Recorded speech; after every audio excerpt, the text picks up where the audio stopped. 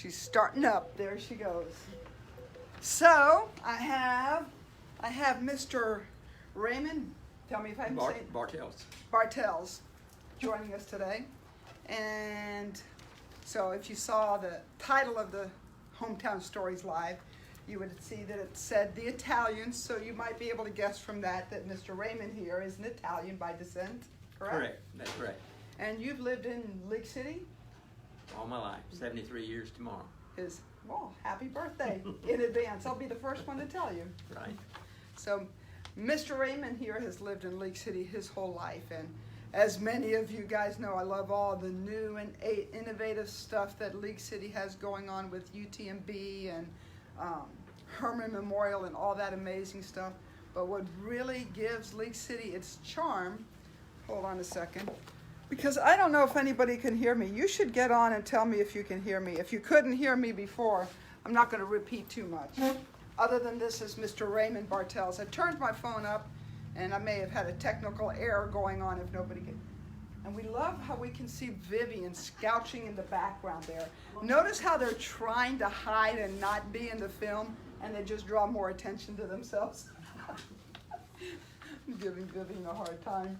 But anyway, you're here because that is what a lot of us that live here in League City love so much about League City is all the history, the old oak trees, the old buildings, the museum, the Longhorn Museum, and that nostalgic history that we have. And there's not many places around us besides maybe Galveston, I think that really have that.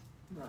So Yeah. you were going to tell us some about the Italians and Well, since the Girardi house has been in the news, I guess maybe I'll start with that, and then I'll get a little more into the sure, history but if you like. but start a little bit first in case they haven't been following the news. What is a Girardi house? Right.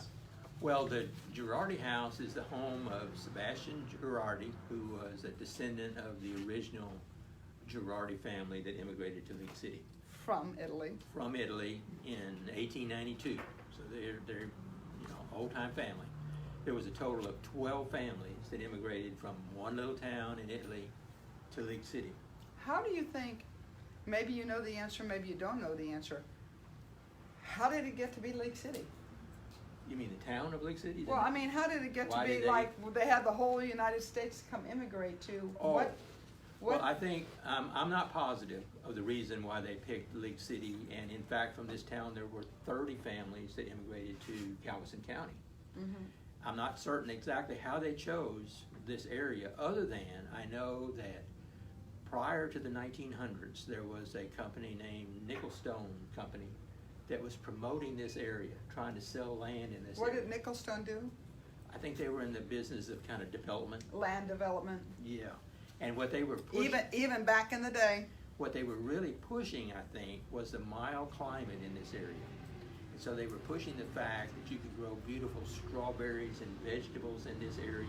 And that's what brought a lot of the folks from the northern part of the country to this area, including my paternal grandfather. The Bartels came down here to grow strawberries.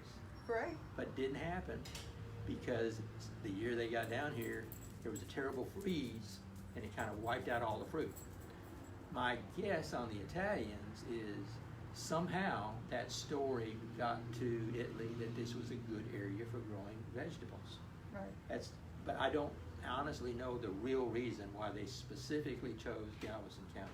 So do you know from your descendants, was that your great-grandfather that was one of the original descendants? My grandfather is the immigrant that came to League City. Okay. Wow.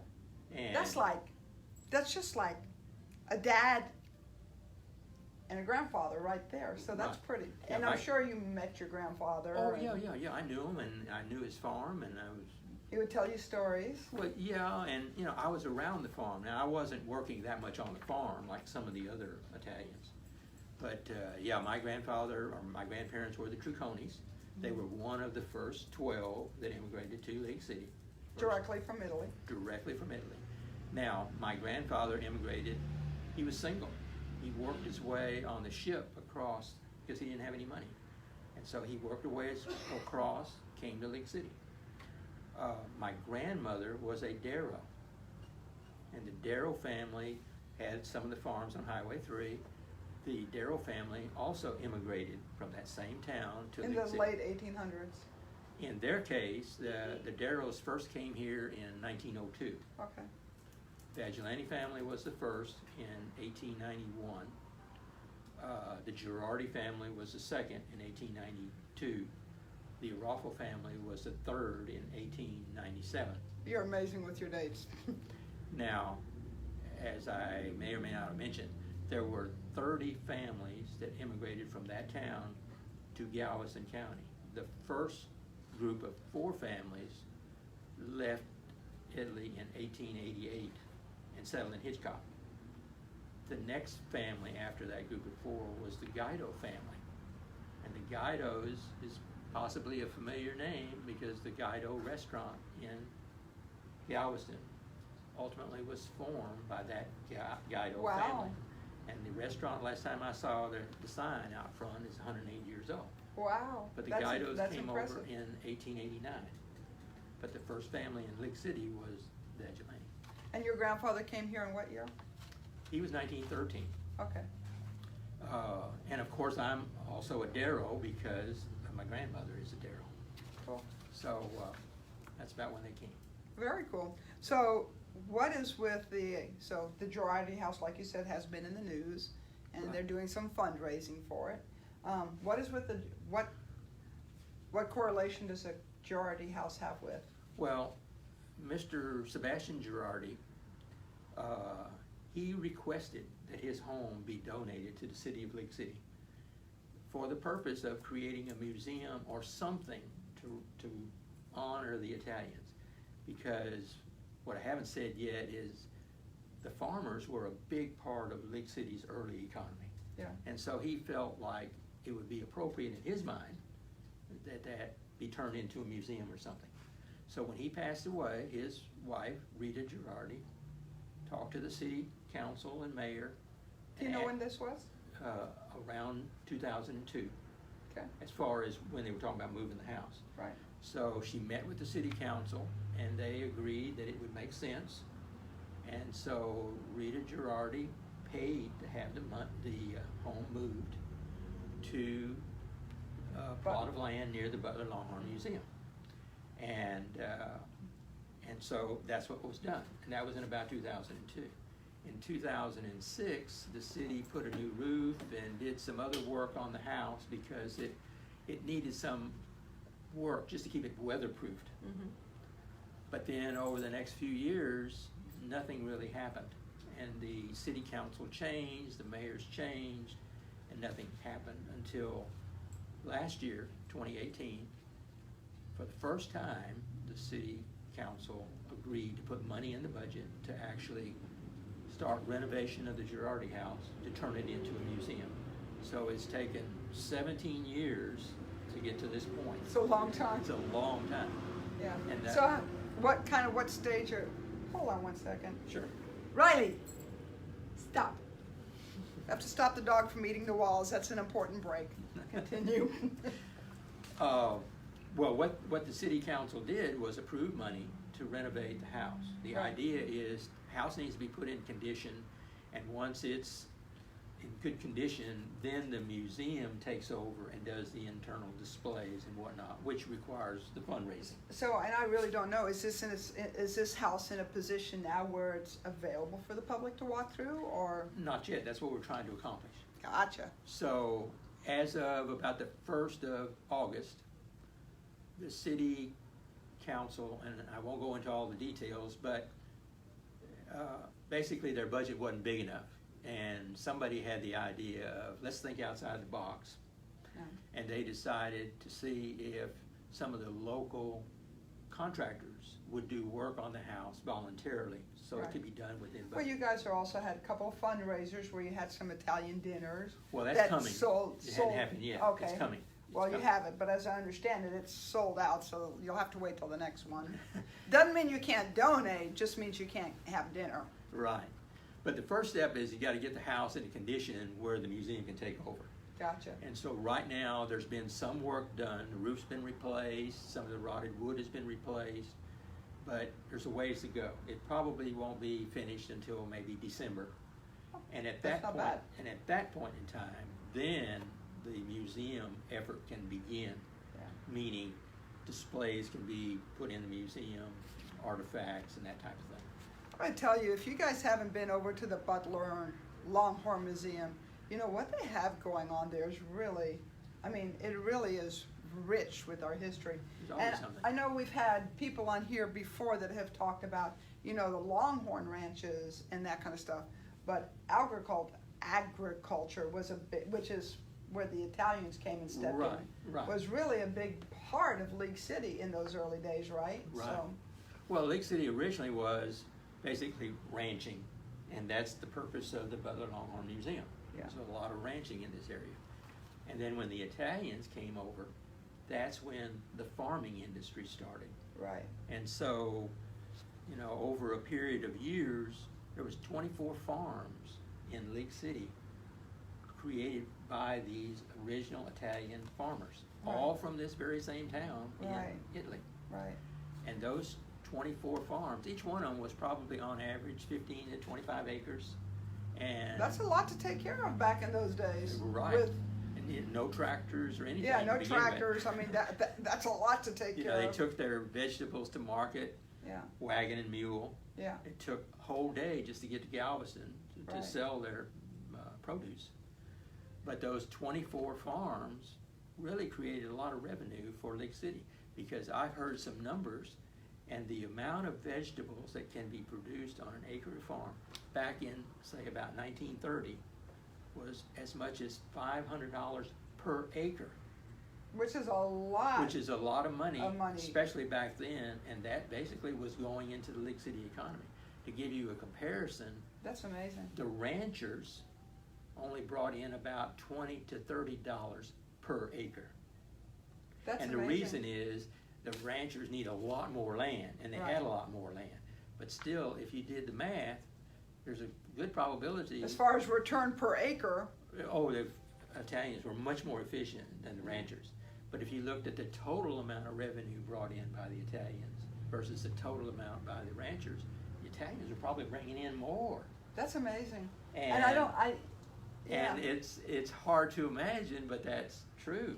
right. And so these old, you know, like Kilgore's, for example, the original T.A. Kilgore, a huge amount of his early business came from the farmers. Yeah. And anybody that's been in Lake City a long time and remember the old Kilgore store back in the 50s and 60s, that was a hardware store that you could find virtually anything you want. If you went to any other hardware store That in was town, right up here, pretty close to here originally, wasn't it? right, by it's, the, it's right like across where the- from League Park. Right. At the front part along Main Street now became a grocery store, but kind of the back part was a hardware store. Hardware. And And did that burn down? the lumber yard burned down, Yeah. right, and it was rebuilt and whatnot. But back particularly in the 50s and 60s, if you were looking for something at a hardware store in Dickinson or Kemah or somewhere and you couldn't find it, everybody would say, "Well, go to Kilgore, they have it." Yeah. And the reason is that Kilgore catered to the ranchers and the farmers.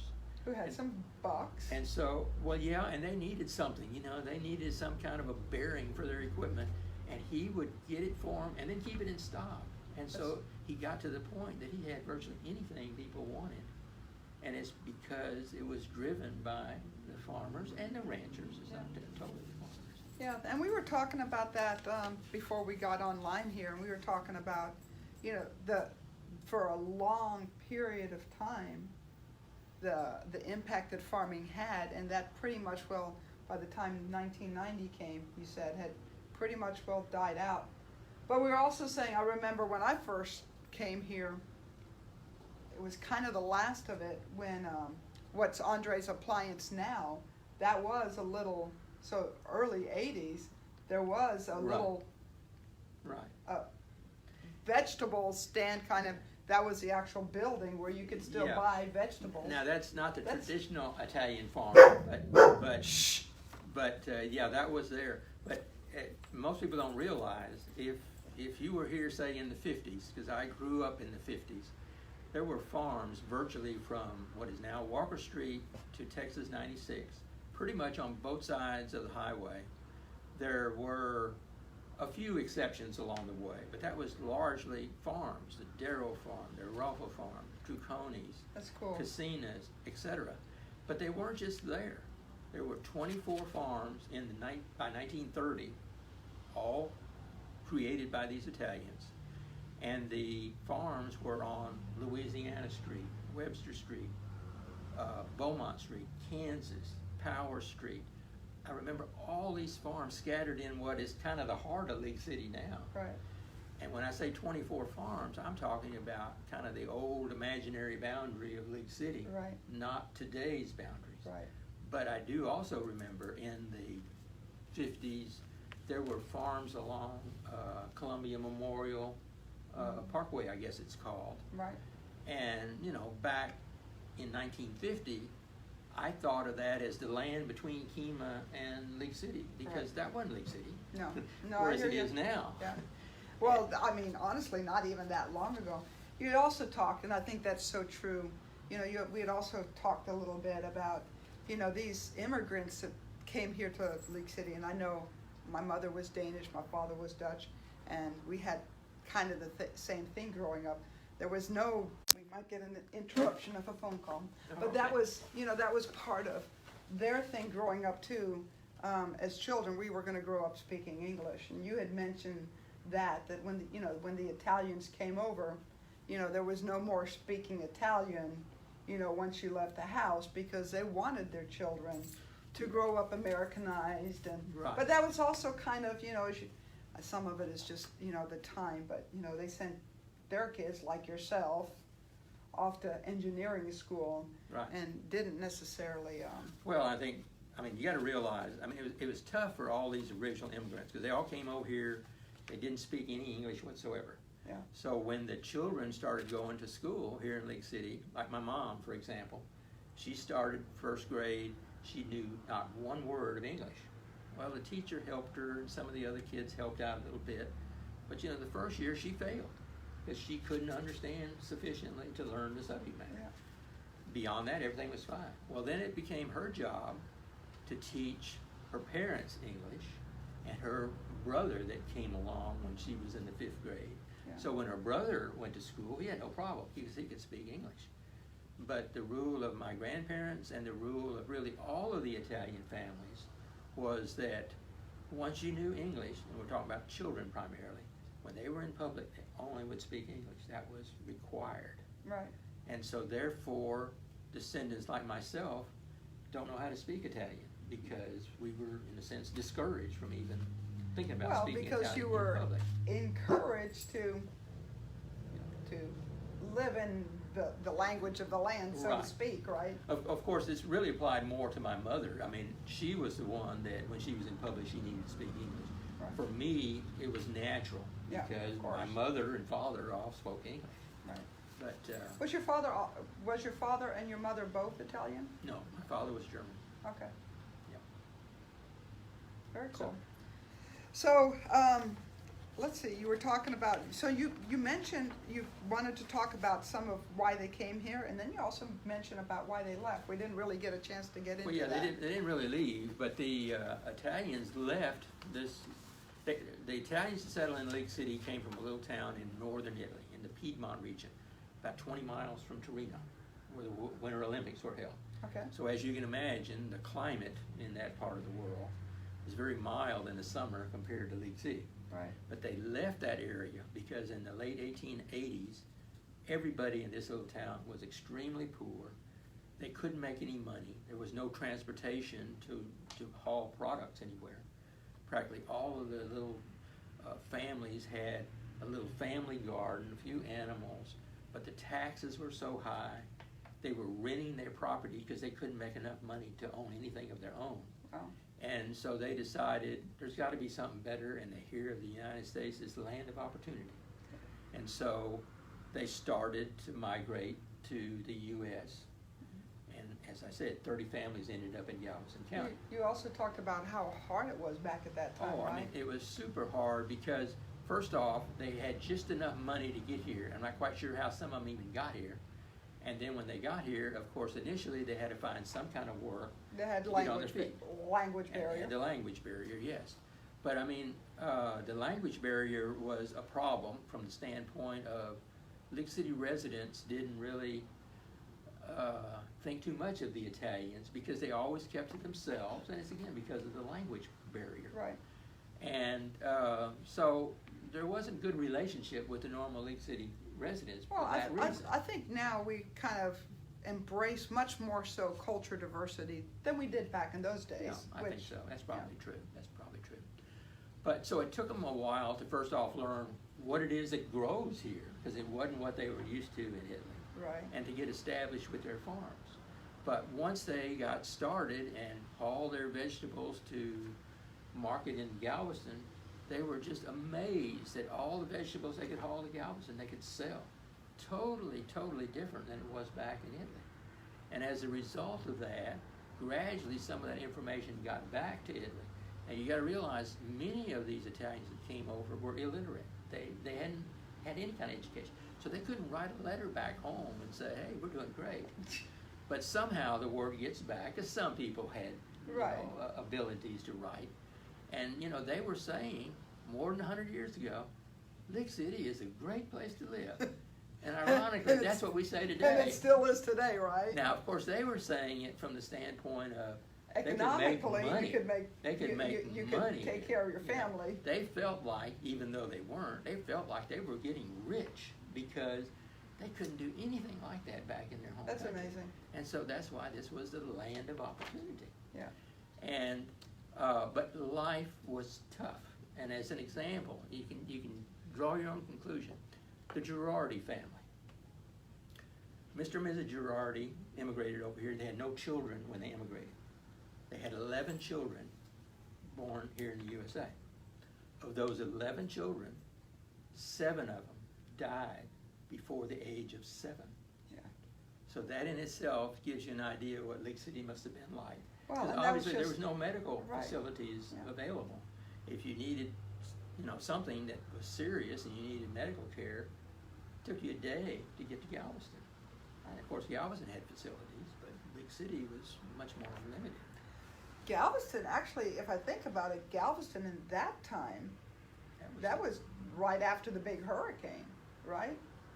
Depending on the timing, yes. Right. Yes. I mean, the original immigrants starting in the 1880s was before the 1900 hurricane. Right, and after that, it switched from being Galveston as a hub, it kind of switched over to Houston. Well, becoming sorta. I mean, Galveston was certainly the bigger town in the 1880s, and it built back up after the hurricane. I don't know really when Houston became larger, but as far as bringing crops to market, initially Galveston was a place. It certainly was the right location for all the families that settled in Hitchcock. At some point, the League City farmers decided to haul to Houston, maybe because Houston was growing. And that really turned out to be the advantage of League City because they developed relationships with the buyers, They were right, both in the relationship with the stores. Yeah. So when finally trucks come along, they continued hauling to Houston. The Hitchcock farmers, we were competing against them, you might say. Well, when they got trucks, they also went to Houston. But they were at a disadvantage because they didn't have those relationships with the They hadn't buyers in built out, Houston. right. Right. So League City actually wound up ahead from that point of view. Cool. Anyway, I love, again, sharing the history. You have a book, and if anybody has any questions, feel free to ask them. Incredible history. Monica, yes, I appreciate it. And I love it too as well, Jamie. You have a book here. And like I said, if you guys have any questions here, feel free to ask. I'm sure Mr. Raymond would be happy to answer it. Yeah, I could go But you on have for a a book. while. It's Just- and I could sit and listen for a while. This book, it's called From Cercinosco to the World. Cercinosco is a small town in Italy where the original immigrants to League City came from. And that book originally was written in Italian. It was written in Italian, paid for by the city of Cercinosco, if you can believe that. That's so cool. And it documents why people left, why they came here, what things were like here in this country. It's got extensive genealogical data on a CD in the back of that book. There's a lot of history in this book. That book Is at the Helen Hall Library? is at the Helen Hall Library in the history section. It's also in the Dickinson Library, the Hitchcock Library. So anybody that's interested ought to go to the library. And if nothing else, just pick 2 or 3 families and read their stories, because there's a lot of history, but there's also family stories on these. So read about the Girardis, read about the Arolfos or the Darrows. And because once you read 2 or 3 of those stories, you find all of them are very, very similar. And you'll see better the kind of hardships they had and the problems they had to overcome. And so it's very, very interesting. So I'd encourage you to read. The book was written in Italian, and then myself and Carrie Harwood, who's a Catino, originally from Hitchcock, we got together and had this book translated to English. So you were part of this? Yes. This is a hell of a book. Well, and I'd say Heck of a book. Hell of a book. Every Italian family in League City that's a descendant, the 12 families that I mentioned, and all the other of the 30 families that moved to League City, every one of them contributed to that book. Many went to Italy to interview Oh wow. with the authors. Was your childhood rich with stories? Somewhat. I mean, not. Just curious. I mean, to a large degree, I was living the history, so I wasn't hearing so much. No, I didn't get a lot of Well, stories. you mentioned your grandfather. I mean, that's Right. that's somebody you got to speak and see, Right, and right. you know. And I was around he his was farm. he was an original. Right, I was around the farm when he was still working there and whatnot, Yeah. so it's more firsthand for me. Yeah. Now, did I ask my grandfather about what things were like before I was born or like in Italy? No, and I wish I had. Yeah, but you know, it's funny. I share things with my grandkids now, and I think, you know, a time will come when they'll have their questions. But as children, I think it's pretty normal that you don't. I mean, I remembered I used to ask my father a lot of questions because he would talk about living in World War II in Holland, and as a child, you know, it was unimaginable to me. That was such a long time. Yeah. And to have my father having lived through that was just always hard for me to fathom. So I used to love hearing stories, but Yeah. for the most part, I think that's unusual. As children, we're tied up with whatever we're tied up with. Yeah, But it's anyway. unfortunate. I think you have to get older before you appreciate some of those things. Yeah. Anyway, great. I mean, great. Well, I'm sure when we leave you, I might have some more questions just because it's great hearing the stories. And if you have any questions, you'll have this available. I'm sure that Mr. Raymond here will be happy to Yeah, post his answers. yeah, I'm on Facebook. All right. Thanks for joining in. Thank you. All righty. Take care. Okay, Appreciate you joining us. yes ma'am.